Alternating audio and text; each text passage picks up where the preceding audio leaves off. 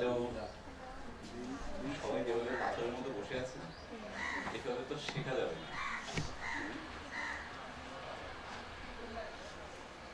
আমাদের আবার সংবিধান পড়ানোর দায়িত্ব দিয়েছে, সেটা কঠিন কাজ, তাই না? সংবিধান সম্বন্ধে এর আগে আপনারা দেখেছেন কখন? সংবিধান দেখেছেন আপনারা সবাই? সংবিধানের কপি সংবিধান দেখতে কেমন? হ্যাঁ, কেউ দেখেছে? হাত হাত কেউ না? এটা সম্ভাবনা ছিল, আমি জানতাম, এই জন্য আমি সংবিধান আপনাদেরকে দেখানোর জন্য আমি কপি নিয়ে এসেছি। আমি সবাইকে সংবিধান দেখাই সেটা ভালো হবে, তাই না? তারপরে কানেক্ট করা যাবে।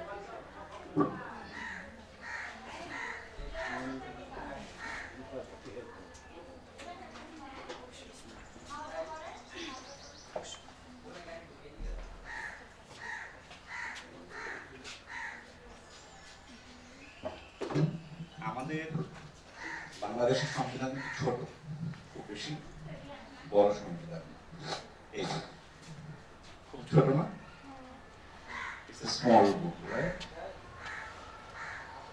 বড় নাকি ছোট?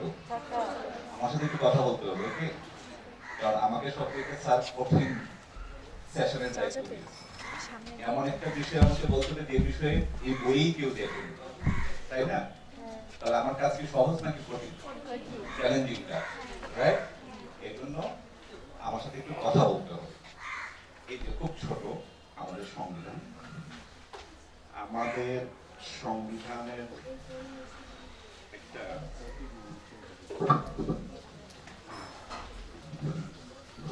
এই যে কপিটা, এটা অন্যতম একটা খুবই পুরনো। আমাদের সংবিধান বানানো হয়েছে 1972 সালে। কত সালে? আমাদের মুক্তিযুদ্ধ হয়েছে কত সালে? আমাদের স্বাধীনতা দিবস কত কোন তারিখে? 26 মার্চ। আমাদের বিজয় দিবস কত তারিখে? 16 ডিসেম্বর। এই যে 16 ডিসেম্বর আমরা স্বাধীনতা অর্জন করেছি 26 মার্চ, কিন্তু বিজয় অর্জন করিনি, কারণ যুদ্ধ চলছিল, রাইট? তো আমরা বিজয় অর্জন করেছি 16 ডিসেম্বর। তো 16 ডিসেম্বরের পরে আমাদের বাংলাদেশ রাষ্ট্রের উপরে আমাদের বাংলাদেশ সরকারের এবং বাংলাদেশের কর্তৃপক্ষের পূর্ণ কর্তৃত্ব প্রতিষ্ঠা হয়েছে। তারপরে সংবিধান বানানোর কাজ শুরু হয়েছে। 16 ডিসেম্বরের পরে সংবিধান বানানোর যে কাজ শুরু হলো, প্রায় 9 মাস লেগেছে সংবিধান বানাতে। এই 1972 সালের নভেম্বরে আমরা চূড়ান্ত রূপে এই সংবিধান আমরা গ্রহণ করি। এটা খুবই পুরনো একটা কপি, 1972 সালে এই কপিটা ছাপানো হয়েছিল। খুবই পুরনো এবং আমার খুবই প্রিয় একটা কপি। এই যে পাতাগুলো হলুদ হয়ে যাচ্ছে না, আস্তে আস্তে ফুটিয়ে ভবিষ্যতে এটা আরো। আমাদের সংবিধান বাজারে বেশিরভাগ ক্ষেত্রে যেটা পাওয়া যায় কিনতে, এটা পাওয়া যায় কিনতে। আপনারা যদি বিভিন্ন স্টোরে যান বা লাইব্রেরিতে যান, যদি সংবিধান পান, মোস্ট প্রবাবলি ছোটটা বেশি পাওয়া যায় না, ছোটটা শুধু কোর্টে বেশি পাওয়া যায়, কারণ লয়াররা ইউজ করে, ওটা বহন করতে সুবিধা। লয়াররা এটাও ইউজ করে, বাট এটা আবার বাজারেও বেশি পাওয়া যায়। এবং একটু অস্বাভাবিক মনে হচ্ছে না মোটা? আমি বলেছি এটা সংবিধান, আর এটা দুইটা তো মিললো না, রাইট? রাত্রি তখন তো তখন কাজগুলো বাজারে যে মোটা সংবিধানটা যেটা দেখা যায়, এইটার সাথে আমাদের সংবিধানের বয়স তো কম না। আমাদের সংবিধানের বয়স 53 বছর এখন, রাইট? তো 53 বছর বয়স হলে মানুষ একটু মোটা হয়ে যায় না আমার মতো? হ্যাঁ, আমি আগে খুব স্কিনি ছিলাম, আমি যখন বিশ্ববিদ্যালয়ে পড়ি আমি এত শুকনা ছিলাম, আমি লোকজনকে বলে গেলাম যে ভাই কি খেলে মোটা হওয়া। তো সবাই আজে বাজে জিনিস বলতো আর আমি সব খেয়ে বেড়াতাম, কিন্তু আমি যখন মোটা হইনি, তার পরবর্তীতে জীবনের চাপে এমনি দিয়ে মোটা হয়ে গেছে। তো আজকে আপনাদের সামনে দাঁড়িয়ে আছে ভোটকা মানুষ, রাইট? তো বয়স হলে জিনিস এরকম হয়ে যায়। তো অনেকগুলো সংশোধনী হয়েছে সংবিধানে, গত 50 বছরের বেশি তো সংবিধানের বয়স, অনেক সংশোধনী হয়েছে। এই সকল সংশোধনী একসঙ্গে একটা বইয়ে করে দিয়েছে। আরেকটা হলো যে এইখানে সংবিধানের শুধু একটা ভার্সন, শুধু বাংলা। সংবিধানের আমাদের দুটো ভার্সন আছে, একটা হলো বাংলায় আর একটা হলো ইংরেজি। তো এখানে শুধু একটা ভার্সন, এই জন্য মানে ছোট দেখা যাচ্ছে। এখানে ইংরেজি এবং বাংলা দুটোই আছে, তাহলে আরেকটু বড় হবে, ডাবল হবে, খুব স্বাভাবিক। তো ইংরেজি বাংলা এটা নিয়ে ডাবল হলো। এরপরে আবার এই গত 53 বছরের সংবিধানে যত পরিবর্তন হয়েছে সব পরিবর্তন এটার মধ্যে আছে, এই জন্য এটা বড় মনে হয়। ওকে, এই হলো সংবিধান। তো সংবিধানে এরকম দেখতে। এটা খুবই সাদা কিন্তু কাভারটা, কিন্তু আমি ব্যবহার করতে করতে অনেক মানে ধুলো লেগেছে, ময়লা লেগেছে, এই জন্য একটু হয়ে গিয়েছে। খুবই সুন্দর। এরপর থেকে মনে থাকবে তো সংবিধান দেখেছেন। এরপর থেকে যদি আপনাদেরকে প্রশ্ন করে যে সংবিধান দেখেছেন কিনা, তখন আপনার উত্তর কি হবে? খুবই ভালো হলো না আজকে? আমি একবারে অনেকজনকে সংবিধান দেখিয়ে দিলাম। আপনারা যে সংবিধান দেখেননি, সবাই কোন ক্লাসে এখানে? কলেজ থেকে ইন্টারমিডিয়েট, মানে আপনি ইন্টারমিডিয়েট। আপনারা যে সংবিধান দেখেননি এটা আপনাদের দোষ না, কারণ সংবিধান আপনাদের কোন ক্লাসের হাই স্কুল বা কলেজ পর্যায়ে কোথাও সংবিধান সংবিধানটা পাঠ্য না বা আলাদাভাবে পড়ানো হয় না, তাহলে আপনাদের এটা দোষ না, রাইট?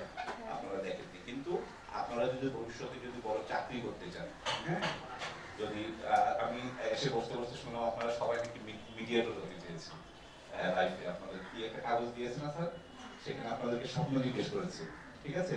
তো বেশিরভাগই কি উত্তর দিয়েছেন, আমি যতটুকু শুনলাম, কি হতে চেয়েছেন? ঠিক আছে, এটা আপনাদের দোষ না। আপনাদের বয়সে এরকম ছোটবেলায় সবকিছু হতে ইচ্ছা হয়, রাইট? যে যেটা বলে, আজকে এই সেশনে এসেছেন, এখানে এসেছেন, মনে হচ্ছে বাবা এত সুন্দর কাজ, এত ভালো কাজ, ভবিষ্যতে আবার অন্য একটা মানে কোনো একটা সায়েন্সের একটা সেশনের জন্য সবাই ডাক্তার হতে চাই, এরপর অন্য একটা সেশনে যদি আপনাদেরকে, কারণ ছোটবেলাটাই এরকম যে সবাই মোটিভেটেড স্বপ্ন দেখে, এবং এটা খুবই হেলদি, এটা খুবই ভালো। এই যে অনেক কিছু হতে চাওয়া, এটা খুবই গুরুত্বপূর্ণ। এই ছোটবেলায় যে অনেক কিছু হতে মন চায়, এই যে দুঃসাহস থাকে, এই জন্য আপনি যখন বড় হন তখন কোনো একটাই আপনি নিজেকে স্থির করেন এবং সেটাতে অনেক ভালো করেন, এটাই স্বাভাবিক। তো আপনারা সংবিধান পড়বেন বা পড়তে বাধ্য হবেন যদি ইন্টারমিডিয়েটের পরে আপনারা ইউনিভার্সিটিতে বা কলেজে উচ্চতর পড়াশোনা করবেন, পরে তারপরে যদি বিসিএস পরীক্ষা দেন বা বাংলাদেশের যে কোনো প্রতিযোগিতামূলক পরীক্ষা দিতে গেলেই সেখানে কোনো না কোনো কোয়েশ্চেন সংবিধান থেকে কোয়েশ্চেন আসে, ঠিক আছে? ফলে আপনারা যদি পড়াশোনার প্রিপারেশন নেন, যদি সাধারণ জ্ঞান পড়েন বা যে কোনো কিছু পড়েন, তাহলে সেখানে সংবিধান বিষয়ক তথ্য তখন কিছু পাবেন। কিন্তু আজকে বিমসের আয়োজনে এই ট্রেনিং এর একটা সুবিধা হলো, আপনারা আরো ৩-৪ বছর পরে, ৫ বছর পরে যেটা পড়বেন সংবিধানের বিষয়, সেটা আজকে একটু অ্যাডভান্স আপনাদের জানা থাকবে। এটা কি ভালো নাকি খারাপ? ভালো। ওকে, তাহলে সংবিধান কি, আগে এটা দিয়ে ছোট্ট একটু শুরু করি। আপনারা সবাই প্রায় স্মার্টফোন আছে না এখন? সবাই স্মার্টফোন আছে, সবারই আছে। তো যখন শুরুতে ফোন এসেছে তখন তো স্মার্টফোন ছিল না, তখন যে ফোন ছিল ওটাকে কি বলে? হ্যাঁ, বাটন ফোন বা অ্যানালগ ফোন, রাইট? তো এই এখন অ্যানালগ ফোন বা বাটন ফোন কিন্তু কম দামে পাওয়া যায়, স্মার্টফোনের দাম অনেক বেশি। একটা বাটন ফোন কিনতে কত লাগে এখন কম দামের গুলো? 1200। কেন ইমাদি 1200-1000 টাকা একটা ফোন পাওয়া যায়, যেটা থেকে বহু দূরে কথা বলা যায়, রাইট? তো আপনি 1200 টাকার একটা বাটন ফোন কিনলেও শুধু কি ফোন দেয়, সাথে আর কি কি থাকে? চার্জার থাকে, আর কি থাকে? ব্যাটারি তো ফোনের মধ্যে থাকে, এছাড়া ইয়ারফোন থাকে, আর কি থাকে? বই থাকে। কেন বই থাকে? কেন বইয়ের সাথে ফোনের কি সম্পর্ক? হ্যাঁ, এক্স্যাক্টলি, ওইটাকে কি করতে হবে? এক্স্যাক্টলি, ওইটাকে ম্যানুয়াল বলে, রাইট? যে আপনি যে একটা ফোন কিনবেন, এই ফোনটা আপনি চালাবেন কি করে, এটাতে কি ফাংশন হয়, রাইট? আপনি কিভাবে কল রিসিভ করবেন, কিভাবে কল দিবেন, কিভাবে রিচার্জ করবেন, কিভাবে আপনি মেসেজ দিবেন, মেসেজের উত্তর দিবেন, এগুলো সবকিছু ডিটেইল বলা থাকে। কিন্তু চালানো এত সহজ যে ওইটা আসলে পড়তে হয় না, মানে আমাদের বেসিক নলেজই সবার এত ভালো খুব কম। বাট বাটন ফোনের কিন্তু অনেক কঠিন ফাংশন আছে যেগুলো আমরা জানি না বা ব্যবহার করি না, সেটা জানার জন্য কিন্তু আপনাকে আবার ম্যানুয়াল করতে হবে, রাইট? তো এই যে ম্যানুয়াল, সো ফোন চালাতে কি লাগে? ম্যানুয়াল লাগে। যে ম্যানুয়ালটাকে আপনার শিখতে হবে যে এটা কিভাবে চালাতে হয়। একটা রাষ্ট্র চালাতেও ম্যানুয়াল লাগে। কি লাগে? কি লাগে? রাষ্ট্র চালানোর জন্য যে ম্যানুয়াল ব্যবহার করা হয় সেটাকে সংবিধান বলে। সংবিধানের এর চেয়ে সহজ কোনো সংজ্ঞা হতে পারে? হ্যাঁ, আমার সাথে বলুন তো সংবিধানের সংজ্ঞা কি? রাষ্ট্র পরিচালনা ম্যানুয়ালকে সংবিধান বলে। আবার আমার সাথে সাথে রাষ্ট্র পরিচালনার ম্যানুয়ালকে সংবিধান বলে। শুনেন, আপনারা তো এখনো স্টুডেন্ট, রাইট? বড় মানুষের মতো বসে আছেন কেন? স্টুডেন্টের তো কথা বলতে হবে, তো এনগেজ হতে হবে, হ্যাঁ? আমার সাথে আবার বলেন, সংবিধান কাকে বলে? ম্যানুয়ালকে সংশোধন করা। এবং এটা কিন্তু আমি মজা করার জন্য বলছি না, আক্ষরিক করতেই তাই, সত্যি সত্যিই তাই। একটা রাষ্ট্র পরিচালনা করার জন্য যে একটা দলিল প্রয়োজন হয়, যেটা দেখে দেখে রাষ্ট্র চালাতে হয়, সেটা হলো সংবিধান। ঠিক আছে? যে কোনো সংগঠনেরই একটা ম্যানুয়াল থাকে। যেমন আপনারা যে স্কুলে বা কলেজে পড়াশোনা করেন, সেই স্কুল বা কলেজ কিন্তু একটা আইনের মধ্যে দিয়ে চলে, জানেন তো এটা? আপনারা স্টুডেন্ট, আপনাদের মতো আইনটা দেখা দরকার, কিন্তু আপনাদের কিছু অধ্যক্ষ আছেন, যারা টিচার আছেন, যারা স্কুলকে সার্বিকভাবে পরিচালনা করে, তারা কিন্তু একটা আইনের মধ্য দিয়ে ওই স্কুলকে পরিচালনা করে। আপনারা পাড়ায় বিভিন্ন ক্লাব দেখেন না? ক্লাব আছে না বিভিন্ন পাড়ায়? বিভিন্ন সমিতি আছে না? এই প্রত্যেকটা ক্লাব, প্রত্যেকটা সমিতির কি থাকে? একটা গঠনতন্ত্র। আপনারা দেখেছেন গঠনতন্ত্র কখনো? হ্যাঁ, আচ্ছা, আপনারা নিজেরা কখনো ক্লাব করেছেন বন্ধু বান্ধবরা মিলে? হ্যাঁ, করা উচিত, করা উচিত। এই বয়সে যদি ক্লাব সংগঠন এবং এগুলো যদি না করেন, পরে তো বড় হয়ে যাবেন, আমাদের মতো সংসার হয়ে যাবে, তারপরে আর কোনো এরকম ছোটখাটো কাজ করার সুযোগ পাবেন না। তো যে কোনো সংগঠন করতে হলে একটা গঠনতন্ত্র করতে হবে। এই গঠনতন্ত্র বা ম্যানুয়ালটা দিয়েই কিন্তু ওই সংগঠন পরিচালিত হয়। কিন্তু রাষ্ট্র যেহেতু অনেক বড় বিষয়, ফলে রাষ্ট্র পরিচালনার জন্য যে ম্যানুয়ালটা, যে গঠনতন্ত্র ব্যবহার করা হয়, এই গঠনতন্ত্রের নাম কি? সংবিধান। আমাদের সংবিধান বানানো হয়েছে 1972 সালে এবং সংবিধান চূড়ান্তভাবে গৃহীত হয়েছে 4 নভেম্বর। কত তারিখে? 4 নভেম্বর। আমরা বলেন কত তারিখে? 4 নভেম্বর। ঠিক আছে, 1972 সালের 4 নভেম্বর। আপনারা কেউ কোর্টে গিয়েছেন, আদালতে গিয়েছেন? হ্যাঁ, এখন গিয়েছে। আচ্ছা, বেশিরভাগই আপনি দোয়া করে যেতেন আসেন, কিন্তু ভবিষ্যতে যদি আপনি ল করেন, যদি লয়ার হন বা জাজ হন, তাহলে আপনাকে কোর্টে যেতে হবে। ঠিক আছে? জাজ হওয়া কিন্তু ভালো এবং জাজ হওয়া কিন্তু সহজ। ঠিক আছে? খুবই কম্পিটিটিভ পরীক্ষা দিতে হয়, কিন্তু বিচারক হওয়া সহজ। বাংলাদেশে এখন প্রচুর নারী কিন্তু বিচারক। কতজন জানেন? সারা বাংলাদেশে এখন বিচারকের সংখ্যাই মাত্র 2000, যারা বিচার করে। যারা যারা আদালতগুলো দেখেন না, কোর্টগুলো, সারা বাংলাদেশে 2000-এর কিছু বেশি, 2200-র মতো বিচারক আছে। এর মধ্যে নারী বিচারক কয়জন জানেন? 800-800-র বেশি। কত বেশি নাকি কম? বেশ বেশি। এবং যেভাবে মেয়েরা এত বেশি বিচারকের পদে আসতেছে, চাকরিতে আসতেছে, আমার অনুমান বলে আগামী 10 থেকে 15 বছরের মধ্যে পুরুষ বিচারকের চেয়ে নারী বিচারক বাংলাদেশে বেশি হবে। এরপরে যদি তারা না থামে, আগামী 20 বছরে বাংলাদেশে বেশিরভাগ বিচারক নারী বিচারক হবে। কারণ কি জানেন? মেয়েরা খুব সিরিয়াস পড়াশোনা, ভালো পড়াশোনা করে, ছেলেরা পড়াশোনা ফাঁকি দেয়। ওকে, এমন না যে ছেলেরা পারবে না বা পারে না, তারা, কিন্তু মেয়েরা বেশি সিরিয়াস, তারা খুবই সিরিয়াসলি সবকিছু করে। তো এই যে আমাদের রাষ্ট্র পরিচালনার জন্য যে ম্যানুয়াল, এই ম্যানুয়ালকে আমরা কি নাম দিয়েছি? সংবিধান। আমাদের সংবিধান কত সালে বানানো হয়েছে? 1972 সালে 4 নভেম্বর আমরা চূড়ান্তভাবে গৃহীত করেছি। স্বাধীন রাষ্ট্র ছাড়া সংবিধান বানানো যায় না।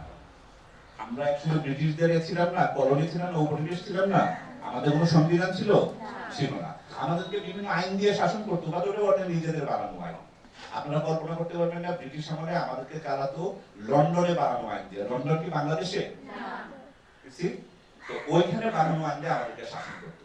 পরে যখন পাকিস্তান আমলে 24 বছর আমরা পাকিস্তানের সাথে একসঙ্গে ছিলাম না, পাকিস্তানের 24 বছরেও কিন্তু আমরা চেষ্টা করেছি একটা সংবিধান বানানোর জন্য, কিন্তু 24 বছরে একবারও সংবিধান বানায়নি। তারা বানিয়েছে, কাজ করেনি।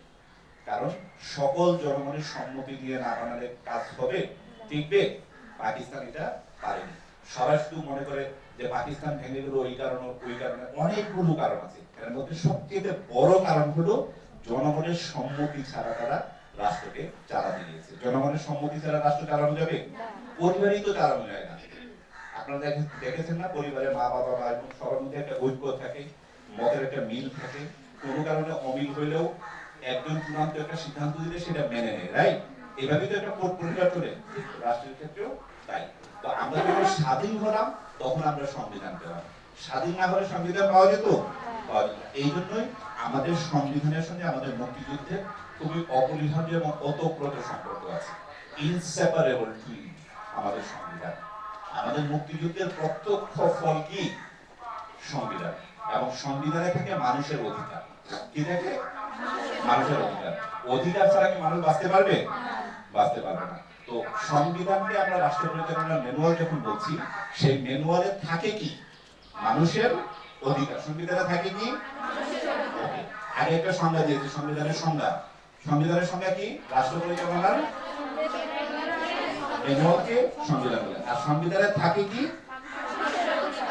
ওকে। আর আমাদের সংবিধান বানানো হয়েছে কত সালে? একটু বলতে আমার সাথে কত সালে? শুনেন, যারা আমার সাথে সাথে বলছেন না, তারা মনে করছেন যে আমি একটা বিশাল কাজ করছি। স্যারের সাথে না বলে বলে আমি আমার এনার্জি সেভ করছি। আজকে এনার্জি সেভ করার দরকার নেই, ঠিক আছে? আর আমাকে যেহেতু আমাদের সময়